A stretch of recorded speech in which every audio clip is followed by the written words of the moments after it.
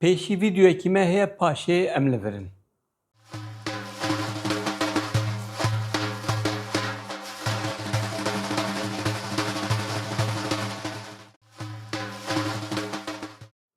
Ev der birca belek e. Dîroka birca belek diçe bi 4000 sal berî mîladê. Helbet di destê me de delîlên teqestûnen lê wisa tê gotin. Heta serdema gotiyan jî diçe. Piştî wê medan û her li wê derê kî bûye serdest wan ev der bikaranîye. Di dema mîrektiya Kurdan de jî ev der wekî navendek hatiye bikaranîn. Piştî têkçûna serhildanên Kurdan salên 1800 ku Osmanlî êdî dibe serdest, ew der wekî cihê leşkerî, navenda leşkerî tê bikaranîn. Di serdema Komara Tirkiyeyê de jî ev der wekî navenda leşkerî tê bikaranîn. Heta kengê?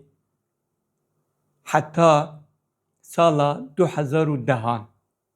2010'an de yani ji vir 16 sal berê leşkerî wê derê vala dike, ew der êdî destê saziyên sivîl de ye.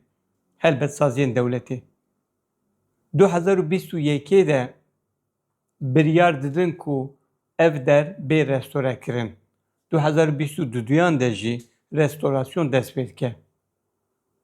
Hinek cih restorasyona wê temam bûye lê hundir temam nebûye dev ji temambûnê ber de anha gelek qirêj e jî.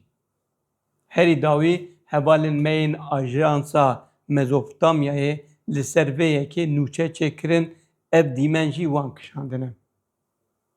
Ev birca belek û dîroka wê diçe heta 6000 salî ji îro de, 6000 salî anha ji bo sivîlan taybetî hundirê wê girtiye û anha di nav xerêjiyê de ye. Çima? Ma xelq xwedî li ciyên xwe dîrokî dernakeve. Ev der çima paxij nebe, çima restore nebe û çima însan neçin tê de negerin. Birca belek ame ye, birca belek malê dîrokê ye û heq dike ku em hemû herin wê derê bigerin dîrokê bêhin bikin û jê kêfê bigirin. Em li bendê ne. Restorasyon temam be, em hemû herin bigerin.